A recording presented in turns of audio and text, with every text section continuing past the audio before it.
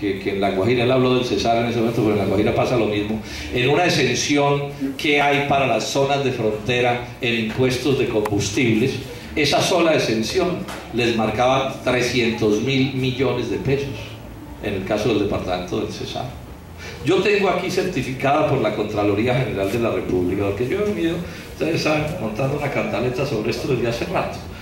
La Contraloría me certificó que en un solo contrato minero del Cesar, las exenciones tributarias equivalieron en esos contratos entre el año 95 y el 2007, las rebajas tributarias fueron equivalentes al 76% del pago de las regalías. Eso es una locura, ¿sí? O sea, son cifras, lo que pasa es que no quiero enredarme mucho dando las cifras, ¿cierto? Es decir, pero la cuenta es esta: recaudaron 1.2 billones en regalías en ese contrato, el contrato 07888 de Drummond, y las rebajas tributarias por dos tributos nomás, por dos tributos, un IVA y una compensación, equivalieron a 219.000 millones de pesos. O sea, 1.2 billones contra 919.000, lo que quiere decir que la exención equivalió al 76% de lo pagado en regalías. Así como se hace. ¿Sí? Así pues para ellos es una cosa de maravillas.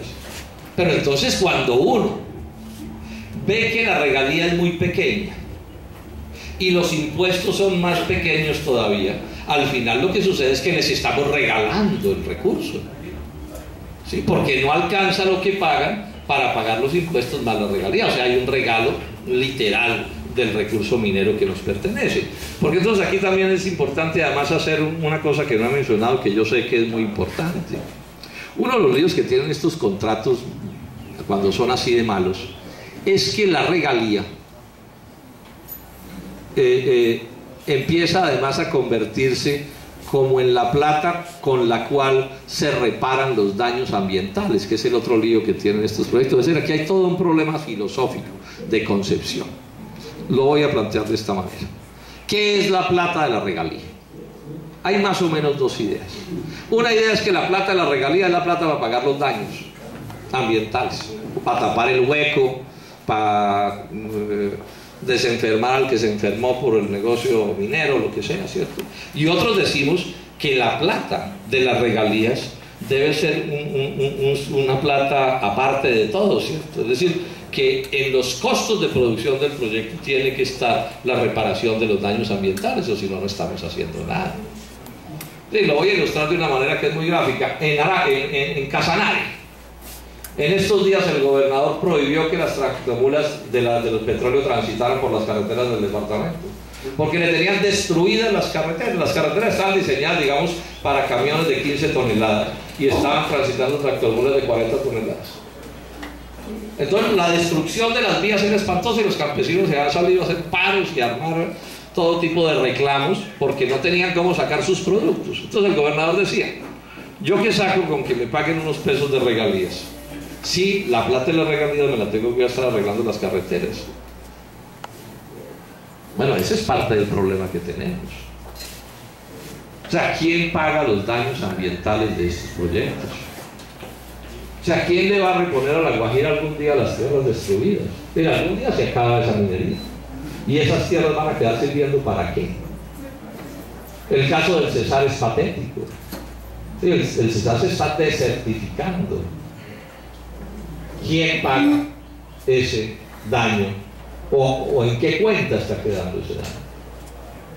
La lucha que han venido dando con tanta fuerza los trabajadores del Cerrejón, encabezados en eso por el compañero José Brito, el problema de las enfermedades ocupacionales, o sea, producto del polvillo del carbón, de la trepidación de las máquinas, de jornadas laborales de 12 horas, de la zona se nos está llenando de trabajadores enfermos que van a quedar viciados con el paso de los años.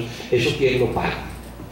Cuando además hay una manguala con las ARP, representantes, eso tenemos que mirarlo de cerca, porque hay una manguala de las ARP para no cumplir como deberían cumplir con estas enfermedades profesionales y con los accidentes de trabajo. ¿Eso quién lo repone? Es decir, aquí el ferrocarril ese que tienen montado en el Cesar, que pasa por todos los pueblos del Cesar, está produciendo todo tipo de impactos ambientales, y eso ¿quién no lo arregla?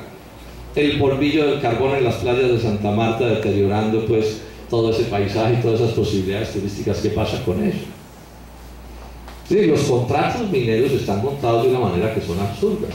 O sea, las regalías ni siquiera alcanzan para pagar los daños ambientales. Lo que pasa es que como el país es un país tan mal gobernado, los colombianos nos hemos ido acostumbrando a todo. Hay reclamos que ya ni hacemos. Yo recuerdo cuando hicimos un debate en Santa Marta sobre el tema de ese ferrocarril que llega hasta la propia bahía de Santa Marta cargado de carbón. Entonces yo preguntaba, bueno, ¿y uno podría poner en Miami un tren carbonero pasando por las playas de Miami? ¿Sí podría uno montar un tren de eso?